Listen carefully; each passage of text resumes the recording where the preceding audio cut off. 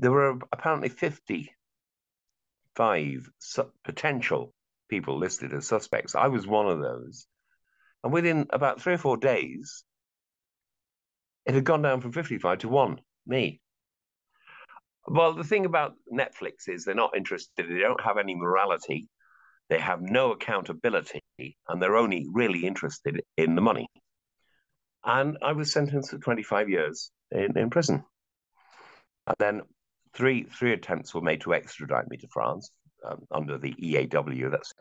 Thanks very much. Thanks very much for sitting down with me, Ian. Appreciate you taking the time. Can you do us a favor for anyone who doesn't know? Just give us a bit of an idea, who you are and kind of maybe the source of your notoriety. Well, two questions in one. My name is Ian Kenneth Bailey. I'm Anglo-Welsh. I was born in Manchester in 1957. I was lucky enough to have very good parents, a good education. I went to school. I became a journalist. And actually, it was Bernstein and Woodward from the Washington Post who actually sort of persuaded me to become an investigative journalist, which I did become, and I was very good. And I moved from England, London, to Ireland in 1991. And I was a journalist writing, and then I was overtaken by events at Christmas time in 1996, 26 years ago. I was a journalist. There was a murder, most foul, of a French lady. On my patch, I was the lead journalist and was reporting on it. And within 6 weeks of the crime, I was falsely arrested and accused of the crime. And for 26 years now, I've been trying to fight to clear my name. I see. Yeah, well, that's quite something. Okay, so let me go back a little bit. We'll go into more details about the actual event in a bit. Okay, so you moved to West Cork in 91. How did you take to the place? How did the place take to you? Oh yeah, the locals and so on. I mean, I first came here in 1986. I was working in London then, and most of my friends in London were Irish people. And I had a friend who had a place over here, and I came over, and I basically fell in love with a place, a people, and a culture, and that's never left me. And if you're in love with a place, a people, and a culture, your heart can never be broken because that will always be there. No. Yeah. I see. I only asked because later on there were people who you claim kind of spoke falsely about you and said that you said things that you claim you didn't. So I'm just wondering, like, in the years previous to the murder, do you think maybe you are not enemies but aren't people who weren't friendly and who would later lie against you, you know? Yeah, well, I mean, the thing is this. I mean, when I was possibly a bit brash when I came out of London and Fleet Street, and I came over here. I'm quite tall. I'm 6'4.5", and there were certain people, and I was maybe a little bit sort of brash, and there were certain people who didn't like me, but a lot more people who did like me, and yeah. I see. So anyway, you know, I mean, and you know what? You're always going to meet detractors. I think it was your Abraham Lincoln who said, you know, you can please most of the people all of the time, but you'll never please all of the people all of the time. And Bob Dylan, I think, actually used that, didn't he? Lyric. Interesting. Very good. Skull. For anyone who doesn't know the particular town village that you moved to, is called Skull. It's actually home to a lot of blow-ins. They're called, as in non-natives. Yes. People who move there. Were you? Yeah. Okay. So were you aware of other foreigners, we'll say, in the community? Well, yeah. I mean, the expression blow-ins is fine. I mean, they call them drop-ins or blow-ins, and I followed a pattern. I mean, the wonderful thing about where I live, and I still live in West Cork, and I'm grateful every day, is the it's just a physically beautiful landscape around. So you had waves of, should we call them, immigrants from Wales, Scotland, England, Germans, French coming in to West Cork, and like we're talking maybe 30 odd years ago, you could buy properties then for very little. You could buy a rundown cottage for, oh, the money you had in your shoebox in cash under your bed. And but it's a very eclectic, very interesting place to be. I mean, 30 years on since I've been here 30 years this year, it's so much more interesting. It's such a vibrant culture, and it's so um, there isn't the old thing of xenophobia. It's very embracing. I mean, we've got a lot of you poor Ukrainians here at the moment. Okay, so on that note, given your you'd have some awareness of the fellow non-natives. Okay, so when was Yeah. it when was it that you first became aware of the later unfortunate victim, Sophie? Well, right. So we're going back to Christmas, almost to the day of Christmas 26 years ago, which and on the Monday morning, that's the 23rd of December, I had a phone call. I was a correspondent for the Cork Examiner. It's now the Irish Examiner. And I had a phone call from a journalist there, and he informed me about an incident. He said maybe a murder, maybe a thing, and he asked me to go out and investigate. And I went out to as a professional journalist to do what I was asked to do. And This was, sorry to cut in. At least according to the documentaries and stuff I've seen, you got the call at 1:40 p.m. and everyone yeah, knew 20, at 2. 20 to 2, and I listened to the radio news, and the radio had the fact that there had been a body found under suspicious circumstances, which is always code for the potential murder. And I went out and I got on with my job, and I'm a good journalist. And over the subsequent days from January of 1996, 26 years ago, to February, I was reporting on the case. And it was a big case because the victim was Madame Sophie Toscan Du Plantier, rest in peace. And she was married to a very prominent French film director. And it was like a nuclear bomb being dropped in a rural part of Ireland just before Christmas. I remember it. And repercussions went on then, and it's still going on now.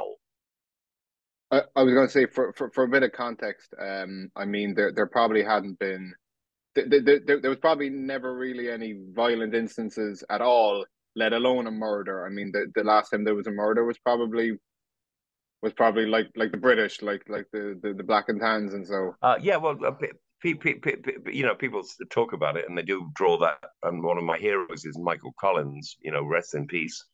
One of the heroes of the revolution, and he was assassinated not in West Cork but in Cork at Bell-na-Blah 100 years ago. Yeah. Okay. So. Okay. Obviously, you got the call. You found out about the murder in a professional capacity. It was like a work call. Yeah. That you found out about it through. Yeah. But do you remember, taking professionalism aside, do you remember just how you felt, in terms of the fact that there was a murder and it was so close? I mean, it was. I mean, what, like a 15-minute drive from Well, I mean, your place, roughly? yeah, maybe like a 10-minute drive. Yeah, I mean, look, I'm an old-fashioned Fleet Street trained journalist, so unfortunately, and you do a true crime podcast, I think, and the unfortunate thing about a murder is, or any serious crime, is it immediately sort of excites the public interest, And then, you know, as a journalist, you get drawn into these things. I remember, and it was actually just talking to you now, stuff is coming back. I mean, we've been preparing for Christmas that year really well, and my ex-partner now, bless her, we had 3 turkeys, and there was a real buzz of atmosphere just prior to Christmas, and then this terrible crime happened. It's shook the place. It's still shaking the place, and I have nothing to do with it. I was only a reporter on it, and Right. One of the kind of areas of dispute in terms of what the guard said you did and what you said you did was I think there was a guard who said who was at the crime scene when you pulled up, but he said that you arrived, kind of got out of your car, didn't really walk that far or ask anyone anything, just kind of looked and well, left. I no, I can tell you exactly Is what that happened. true? Is that true Well, or? I can tell you exactly what happened. I had sort of not exact location and directions, but on the way to going to it was a very isolated place. I mean, like wild. And I met so I my partner was in the car. I walked down the track towards where I could see there was police activity, and two guards then walked up to me, and I met them about halfway between where I started, and I asked them, "Was there any Garda Malone and Garda Malone and another one? Was there any information available at the scene?" And they said no. I told them who I was.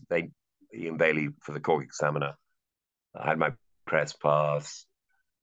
And they said, no, all information has to come from the press office in Dublin.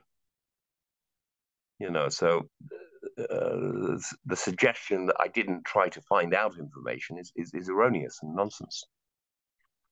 I see. Okay. On that note, had you been aware of who Sophie was? Had you ever met her? Had you seen her a couple of times or anything?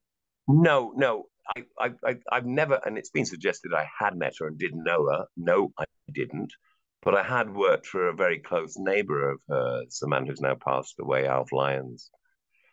And on one occasion when I was working for him back in April of 2020, 1995, she was in occupation of the cottage, but I was never introduced to her, didn't know her. And, it's a I see. tragedy. It's a tragedy, absolute tragedy. Of course, of course. What? And I mean, look, can I just say as well? Now, your listeners may not know. Ultimately, so a file was prepared for the DPP here in Ireland, and the the guards director, in Garda Síochána, the Irish director of police. public prosecutions for anyone who doesn't know. Okay, kind of like the DA in America. Yeah, yeah. So the Garda and Garda Síochána, that's the Irish police force, the Guardians of the Peace, put together a file against me and put it to the DPP on many occasions, and the DPP rejected it on many occasions. In fact, the DPP here called the Garda investigation thoroughly flawed and prejudiced against me, and rejected any a prosecution. As then European law kicked in, and then we have a thing called the EAW and the Mutual Assistance Law, where states are within the EU are required to comply. Eventually, the rejected file in Ireland was handed over to the French, and eventually in 2019, I was actually tried in my absence in a 3-day trial in Paris, found guilty on evidence that had been rejected under our common law system, but was acceptable under the French Civil Bonaparte Code. And I was sentenced to 25 years in prison. And then three attempts were made to extradite me to France under the EAW, that's the European Arrest Warrant. And they were each roundly rejected by the Irish courts, including the Supreme Court. Yeah, no. To be fair, like whatever you think about the case here, or whatever someone may think of your guilt or innocence, the fact that another country where crime didn't take place and where the police force didn't investigate it, the fact that a crime can be tried, 20 something years later, in another, like I said, in another country with the crime, it's insane. Like it really does. It's comical almost. Yeah. Anyway, yeah. So here I am. What's happening now? Well, I'm making my own podcast. That I wrote to the head chief cop, the commissioner last June, and I asked him to carry out a cold case review. In other words, a complete review of the whole thing, and that was sanctioned back in June. And there is a cold case review going on at the moment as I'm talking to you. Let me take it back a little bit. Not only must it have been shocking for a murder to take place in an exceptionally peaceful and quiet area, but not only that, but like you said, in the subsequent days or weeks, you must have found out that you were considered a suspect.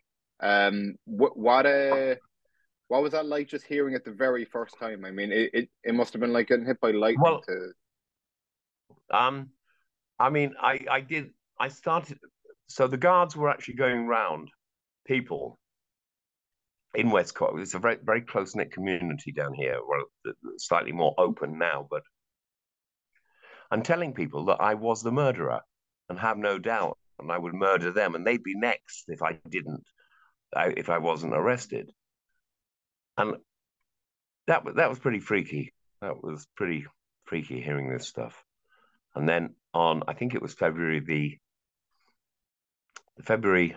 11th, I think it must have been. Yeah, I was arrested. Quite. So they used excessive force, but it was quite a hostile arrest, and I was taken off for the first time and accused of murder. And I spent 12 hours. They arrested my partner, my former partner, Jules. Didn't tell me. It was back in 1997. After that, it was pretty weird, hairy, and I mean, I didn't deal. I tried to deal with everything the best way I can. I started drinking more, drinking too much, eating too many pizzas, and we're 25, nearly 26 years on from that, and I'm still fighting to clear my name. Right. Of course, one of the in particular, one of the guards that you were kind of most vocal against was, I think he might have been the head of the investigation, but Dermot Dwyer. Yeah, I know who you're talking about. Do you recall your first meeting with him? Yeah, I do indeed. It was on, I think, January 28th, and he called by. I had a phone call, and then he dropped by at the house. And the first thing he tells me, well, the first thing he asked me was, "Do I play poker?" This was the first question. And I said, "No." Out of the gate. One of the first questions. He said, "What? Not exactly the first question. One of the earliest questions I recollect that alerted me to something. He said, "Do you play poker?" And I said, "No." And he pointed his finger at me. He said, "You should." Now, I don't play poker, but I know what poker is. It's a game of chance, a chances game. And bluff, yeah. And then, yeah, go on. And bluff, I was going to say, not just chance, yeah, but bluff. He was probably referring to that. I mean, poker is a game, a chances game of bluff and lying, isn't it?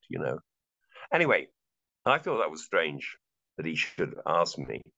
But then before he left, I answered all his questions reasonably. He said, he pointed at me like this. He pointed at me, this finger. He said, I'm going to put you at the scene, near the scene of the crime in the early hours of the morning. I was like a bit like taken aback. And I said that's nonsense. That's absolute nonsense. And he said, we'll see. Yeah. I don't like Dermot Dwyer. I think he's evil. But there we are. You you would go as far as to use the word evil with him? Yeah, which is a very strong word to use. Yeah. Yeah.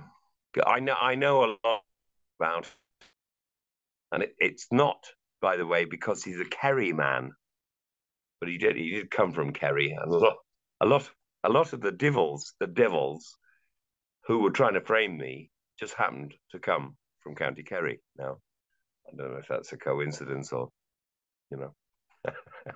See, we'll say probably for you one of the more troubling aspects was not only that the guards seemed to have it in for you, whether they thought you did it or whether they had other motives for stitching you up. Um, but but but one of the aspects is that that members of the community came out at various stages and said, okay, he said he was drunk this night and he said he did it, or he said, yeah, I think someone said he went too far. Yeah, there were, well, the best reference on this is the DPP's 2001 46-page report, which talks about my alleged informal actions. And unfortunately, because I'm Anglo Welsh British, I have what they call a dark sense of humor. And it was suggested to me by a newspaper editor that I was working for, that I had murdered the lady. And I mistakenly used irony and satire to say, oh, yes, yeah, yeah, yeah, of course, yeah. I needed a story. And that became the first alleged informal admission. I subsequently said to other people, when I was first arrested, I was just told, you did it, you did it, you did it. They kept on coming at me with waves and said, even if you can't remember doing it, you did it. Everybody knows you did it, admit it. And I'm like, and then I said to somebody else, they said, I did it, I did it, I did it. And that was misconstrued as another informal alleged admission. So, but you know, I regret that I probably shouldn't have said. But, I was shot from the hip. See, I see. There was another gentleman. I don't recall his name. I remember seeing in the Netflix documentary that he said you two were in a room alone together, and that you kind of admitted that you did it, but you framed it as you, like you were speaking to him and said you saw her the day before, and Oh, you said I you go think up I and know give who her you're one. talking about. But I think I know who you're talking about. Yeah. Well, the person talking about, Billy Fuller. Um, First of all, that's hearsay evidence, which has no validity. And two, he was just making things up, um, lying, bearing false witness. I see. That must be quite something to experience. What was it like just hearing members of your community, in some cases, maybe taking things out of context ungenerously, or in some cases, according to you, just telling lies. What was that like to see members of your community Well, turn on you like that? do you know? I mean, there are only four direct prohibitions in the Ten Commandments: "Thou shalt not kill, thou shalt not steal, thou shalt not covet thy neighbor's goods or wife, and thou will not bear false witness against thy neighbor." So it's still rank. It's like, it's a serious issue to make false allegation against somebody. Anyway, look, I mean, a lot of it this is water under the bridge, in as much that when this began, I was 40. Now I'm coming up to be 66. It's taken up a quarter of a century of my life. It ruined my life. It's ruined the community's life. It's ruined my ex-partner's life. She was arrested twice and put through absolute nonsense. And my prayer has always been and always will be, I'm fully sympathetic to the family, and I know they think that I had something to do with it. I just hope the truth comes out before I'm dead. Do you think some of them genuinely think that you're a murderer? I don't know. I don't care. I know they made false statements, and I know that and they can't meet me in the eye, so it's not my problem, it's their problem. I see. On that note, actually, did you get the sense from all your interactions with the guards and all the questionings and so on, did you get the sense from them that they genuinely thought it was you, or no, I got the sense, there's a thing, I mean, I've studied law now, I've got 3 degrees of law from UCC, University College Cork, it was wonderful. There's a particular thing and we had cases of it, I say there were cases of it in England against Irish people, and the most famous cases were called the Guildford Four and the Birmingham Six. And Jim Sheridan made a great film called In the Name of the Father with Daniel Day-Lewis. Once you embark on a false narrative and decide to create a false narrative and put an innocent person in the frame, from the moment that decision is taken by somebody, an individual or individuals, no investigation takes place. So all the effort and attempt is just to put that person in the frame, even if it means manufacturing statements and being people to make false statements. Did you get the sense though that they genuinely thought it was you, or maybe no. I actually felt as though I was dealing with actors who were trying to be good cops and were had hatched up a really, really bad script. That's the impression I got. I see. There is a local rumor that the murder was perhaps committed by a guard who was actually known to be kind of violent and corrupt, and maybe was having had some kind of an affair with Sophie, and then eventually. Any thoughts on that? You are an investigator. Well, I mean, I'm aware. It's what I call an urban rumor around Bantry. I was aware of this from very early on, and it was being suggested. And if you go out and talk, if I go out and talk to people in Bantry Town, they will tell me it was him, a cop, and the reason I was chosen was as a scapegoat, But I can't. He died in 2001. I can't prove it. There's no, there's no tangible evidence to put him in. But to me, it would explain why they went to such great lengths to put me, an innocent person, in the frame. Right. There was also, this could just be incompetence too, but there was also the missing gate. One of the extraordinary things about the case is there was a large gate covered in blood that the cops managed to lose somehow. Yeah, well, that's never been fully explained. I mean, over the years I made a complaint to the police investigation board, GSOC here.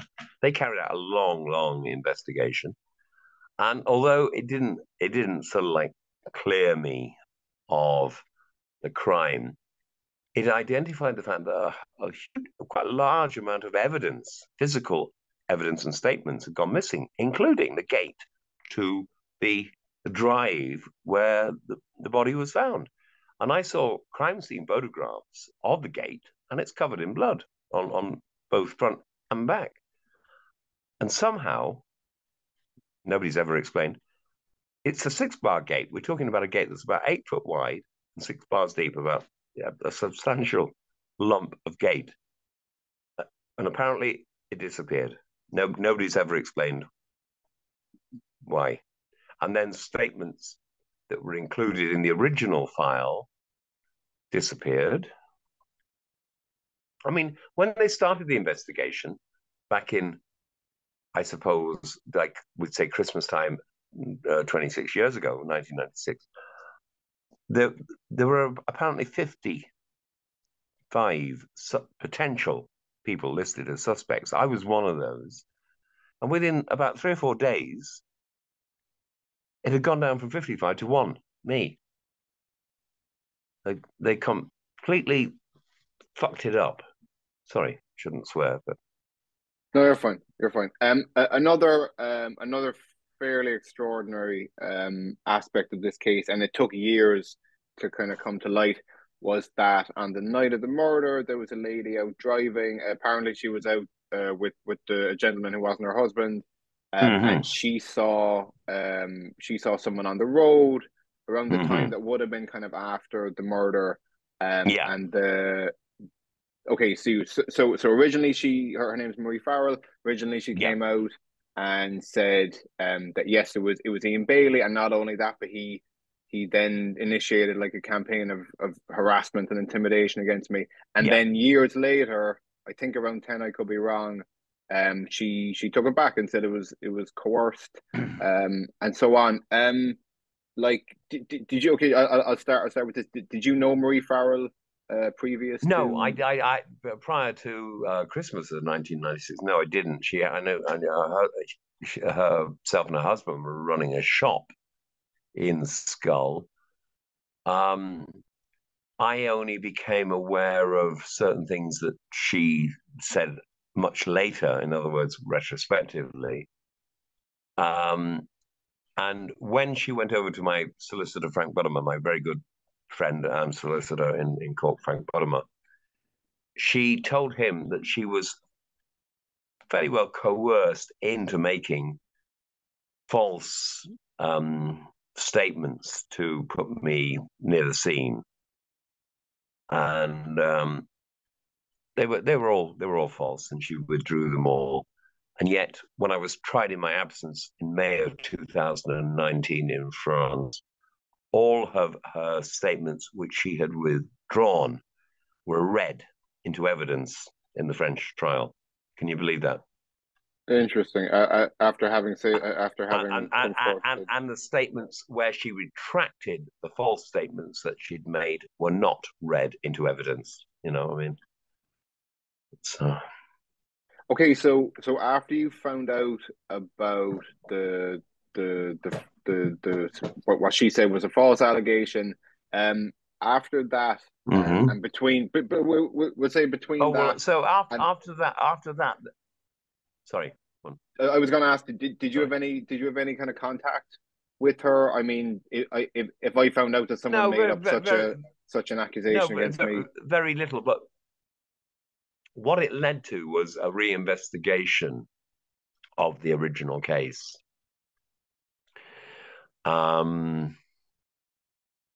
which actually didn't was I don't know. It was what I call a blue. Over here, policemen wear blue. I don't know what they wear in America. Blue. Yeah, It it was depends, a but blue they'd be known as wash. boys in blue. It was a blue wash in a reinvestigation that occurred after that. I'm getting tired now, and it's getting dark outside. So where are we now? Well, there's a very thorough new coordinated and fully funded cold case review going on. I've made it quite clear to the chief police officer of Ireland, Garda Commissioner Drew Harris, I will cooperate in any way I can. They haven't been in touch with me. And it's Christmas. Christmas is coming up, and But before, yeah. just a couple of things now. But before we wrap up, I became aware. Even though I'm from, even though I went to school in Bandon, so I'm kind of from the area. I vaguely knew. I vaguely knew about the case. I knew that there was a murder involving a French lady, and I knew there was a guy who was at least implicated, an English fella. But I actually didn't know any details about it until I heard the audio book that came out about 2017. It was Are we're talking about Sam Bungay and Jennifer Ford's Audible podcast called West Cork? correct, yeah. Yeah, Excellently yeah, done. Very, very yeah, thorough. very well. I'll be honest. At the end of that, at the end of hearing that, if you put a gun to my head, I don't know if I could have said whether I thought this gentleman named Ian Bailey was guilty or not guilty. Couldn't tell you. What were your thoughts? What were your thoughts on if you heard the Well, audiobook at all? right. So, I mean, they approached me back in 2013, I think, and they introduced themselves to me. And Jennifer had worked for the BBC. I'd worked for the BBC, and they seemed very nice young people. And I cooperated with them over many years, well, 4 years.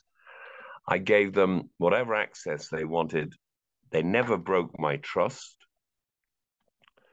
I think they did a very good job. I listened to it once in like it was 12 hours or something, or 10 hours, and I listened to it like 2 5-hour shifts. I I think they did a very good job, you know. Okay, very good. You were happy with you were happy with the audible. Yeah, they didn't break my trust. I mean, I've trusted some people who have broken my trust along the journey, but that's going to happen. You know, you learn, you live and you learn. I see. I see. In contrast, after that, I think a couple of years after that, there was a three-part Netflix documentary that came out. Again, you were interviewed in it. I Yeah. believe you weren't. I believe you weren't too happy with that. Well, the I mean, it's a little bit complicated, but I mean, Jim Sheridan first approached me around about the same time the podcasters did back in 2013, and you know, for your American audiences who do not know Jim Sheridan, you should. You've certainly probably seen some of his films. And I was cooperating with him, and then some Netflix. Yeah, so I gave the Netflix project a limited amount of access to me. Actually, I was conned. I was tricked into thinking it was not to be used, but it doesn't matter. So last year, what happened was that Jim Sheridan produced a 5-part documentary which went out on Sky, and I think is available in America on some some sort of network. And then Netflix came out with their 3-part piece of what I knew was going to be demonizing propaganda, and it was, you know. And Interesting. then we're talking about May of last year now, so they came out. Now that coincided with my ex-partner giving me notice that she wanted me to go out. So last year was like being on tied to the back of one Mustang horse that I could not get off. But anyway, the horse is now broken and going in the right direction. I see. That's a cowboy metaphor, by the way. That's an old Western cowboy metaphor. Mm. Okay, so I mean, for the Netflix documentary, you spoke like on camera. So how did you think that it wasn't going to be used if they Well, recorded they on told camera? me they told me it was actually being used as like a tease for a thing. And anyway, look, it doesn't matter. I mean, I gave, and do you know what? It's better to have skin in the game when you know you're on the end of the game, as it were, and not skin. So look, it doesn't bother me. Did you end up watching the 3 episodes? No, I didn't. I certain passages were drawn to my attention. I didn't watch it. I couldn't even watch the Jim Sheridan documentary. I started to try and watch it, and it just upset me, just completely upset me and made me very, very sad. So I stopped watching it.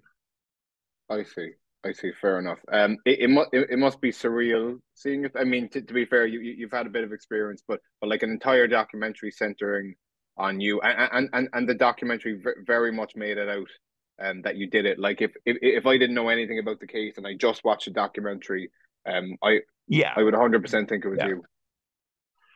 Well, the thing about Netflix is they're not interested. They don't have any morality. They have no accountability, and they're only really interested in the money. You know, and that's the reality of Netflix.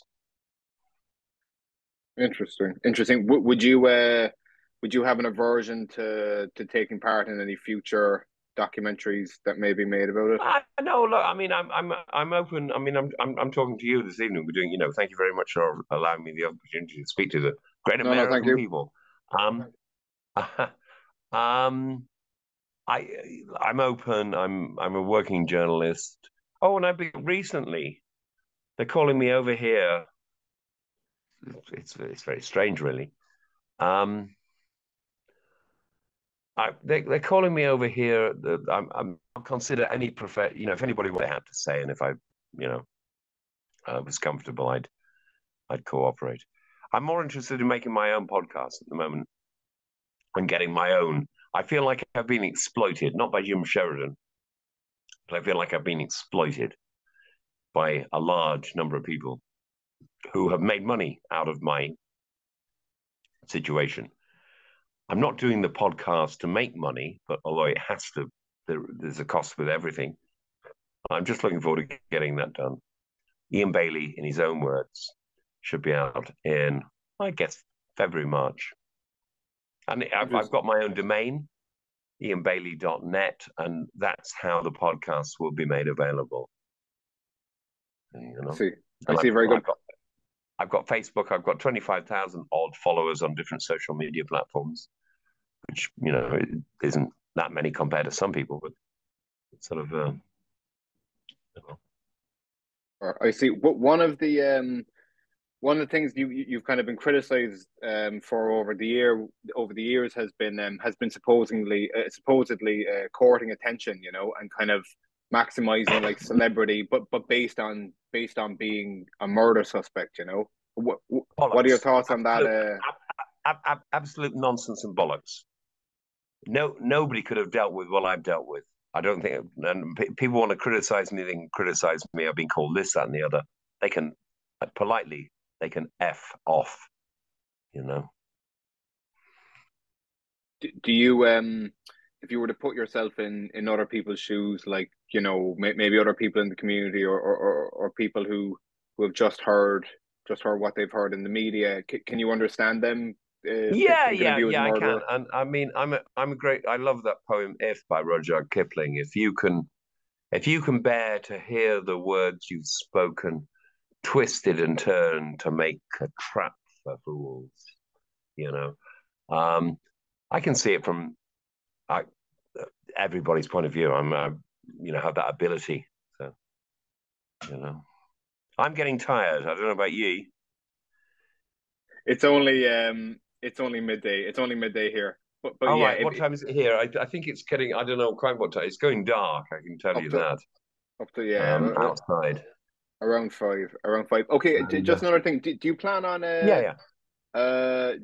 actually like taking some sort of action against the Netflix the Netflix No, no, people? I'm not because I'd rather get on with my own creativity. But my ex-partner has started a case against the Netflix, the directors of the program, and the production company, a UK London-based production company called Lightbox.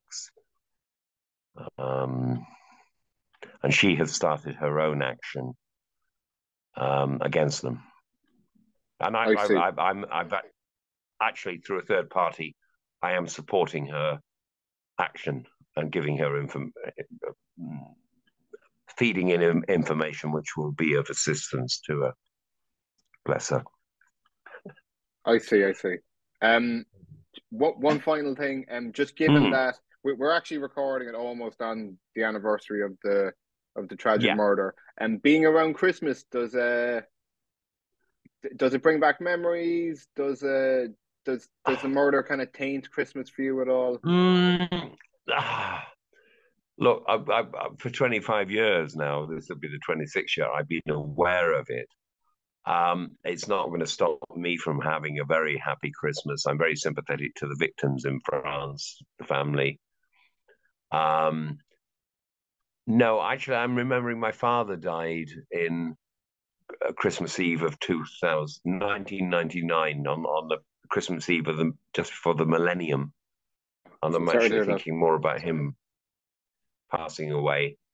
Um, Bless him. And no, I think more about that than the murder. The murder has nothing to do with me. It's tainted my life. It's tainted a lot of people's lives.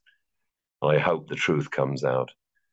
See, And um, sorry. One final thing. Speaking of the truth coming out, there are several kind of theories as to maybe who murdered Sophie. There's the guard. hmm. There's also the so-called French connection. Just Yeah, given purely speculative, purely subjective. If you had to land on one of them and put well, your money on that one I being true.